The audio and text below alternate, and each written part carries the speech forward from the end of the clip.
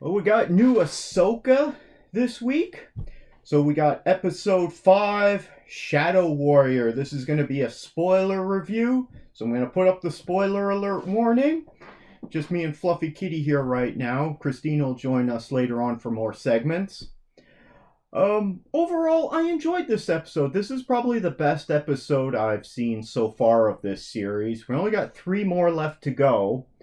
Now, while I enjoyed it, if I was editing this, there's a lot of fat in this that I would have trimmed out, but that's just me as an editing choice. I understand why they're essentially what they're doing is they're padding the scripts to make them longer because it's TV, so they're drawing it out, they're pulling that taffy. They just want to add more scenes and be able to see more characters like Mon Mothma and the Senators and some of the New Republic fleet. The production values continue to be amazing on it. I'm really enjoying the music. The end credit sequence there with the space map, the star chart. I really enjoy that, and the music that goes along with it is quite good. There's a bunch of things I would have trimmed out, but in terms of what I like, I like that you get to see more of General Hera Syndulla, her son Jason there, and he's got his force powers, so that's working out well. I would have cut out a bunch of that stuff. We see Hu Yang again. Ahsoka who fell off the cliff and is now in the worlds between worlds, or as I call it, Star Wars Purgatory. That stuff, enjoyed all of that. Seeing Hayden Christensen back as Anakin Skywalker, and that's Anakin at the height of his power, so like around the beginning of episode 3, Revenge of the Sith. That's the time period that we're seeing him in. But then we get flashbacks. We see a young Ahsoka during the Clone Wars, and Anakin's wearing his Clone Wars outfit with the armor. And I believe they don't say where it is, but it's all the fog of war, so you don't really see anything, but you see flashes as explosions go off in the distance. You'll see flashes of the carriers, the clone trooper carriers, and the walkers. You do see lots of clone troopers there. And I think that first flashback, as that's one of the first battles that they had together, that's probably on Ryloth, I'm guessing, because of all the Twilights there, and that's their home world. The second one is the Fog of War more. I think they could have done more with the production values because it's supposed to be on Mandalore, and it's the fall of Mandalore. When she ends up fighting all the Mandalorians from the Death Watch clan, and later on she does go and fight Darth Maul and defeat him. Go and watch the last season of Clone Wars for that, and if you didn't check that out, I like how they've connected all these Star Wars properties, and these are Dave Filoni's characters, Ahsoka, and the clone troopers. Captain Rex makes an appearance at one point, so we get Tamara Morrison doing the voice there. That's great. Always great to have him back doing more stuff there. And the clone troopers look great. So Dave Filoni's doing his characters with Ahsoka and all the clone troopers and everyone, just like George Lucas did his characters, Anakin, Obi-Wan, all that with the prequels, and then the original Star Wars trilogy. And Jon Favreau has made his characters, Mandalorian and Grogu, Baby Yoda there. But also, it's great when other characters pop up. So, Bo-Katan in Mandalorian, but in this one, seeing Hu Yang. And you still haven't seen any of Grand Admiral Thrawn. And this episode doesn't contain any of the bad guys, not just him, but Baylan, the fallen Jedi Baylan, and his apprentice, Shin, Morgan Elsbeth, the Night Sister woman. So we don't see any of them. The Space Whales thing, it's kind of one of the weird aspects of Star Wars, but it makes sense. And I didn't think about that they could just use the Space Whales to, I don't know.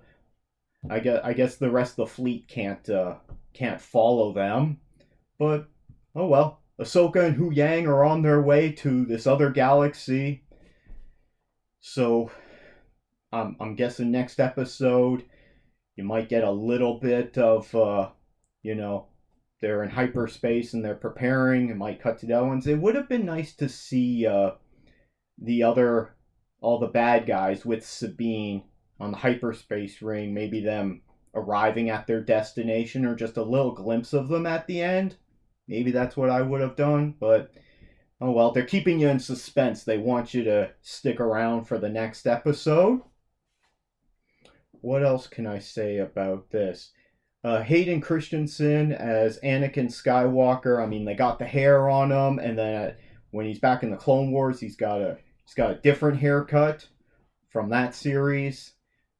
The flashes of Vader worked really well, and then him using Vader's lightsaber later on. I mean, all the continuity stuff lines up. The first time we see young Ahsoka, this goes back to the Star Wars animated feature film Clone Wars, which if you haven't checked that out, it's on Disney Plus. It's not the greatest, but it's a fun adventure. That's the first appearance of Ahsoka Tano as Anakin Skywalker's Padawan. So that lines up with that, and she's got her original green saber. And then the second time we see young Ahsoka, she's on Mandalore, and she's got her two blue lightsabers and her outfit from the last season of Clone Wars. So the continuity lines up great. Yeah, there was a bit of fat in it that I would have trimmed out, but yeah, that's just me. Maybe at the end of this, we'll see if, just like with the Obi-Wan Kenobi series, someone ends up cutting it down to like a 2.5 hour movie that works better. I just think that the movies would probably work better for Star Wars right now, considering the state of Star Wars right now, as well as Disney Plus, because not everyone's signing up for Disney Plus, because a lot of these Star Wars and these Marvel shows end up being kind of lackluster. But I am happy we're getting more Star Wars. Just like Obi-Wan wasn't the greatest, but there was good parts to it. And this one seems to have some good stuff and some bad stuff to it. It can't all be amazing.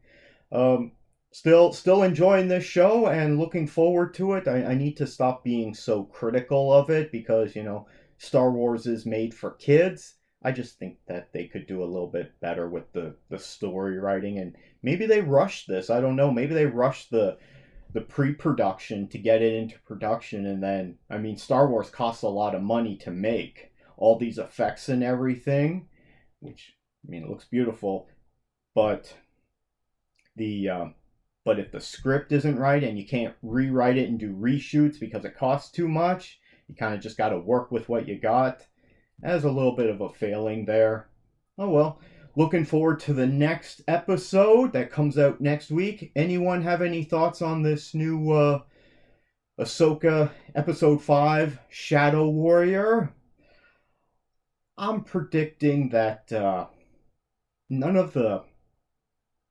none of the good Force users are going to die in this. I don't think Ahsoka is going to die. I don't think Sabine will die. I don't think Ezra will die. They might kill off Balin or his apprentice Shin. They could easily kill off Morgan Elsbeth. We'll see what happens. But with Jason Syndulla using his Force powers, you're getting quite a bit of a Force users now in this post Return of the Jedi world, because we know at this point Vader is dead, Obi-Wan's dead, well, Yoda's gone. Palpatine is sort of around. He's hanging out on Exegol with his Snoke tank of fresh Snoke clones. Don't get me started on that. But we got Ahsoka Tano, Sabine, Ezra Bridger, Jason Syndulla, Luke's around somewhere.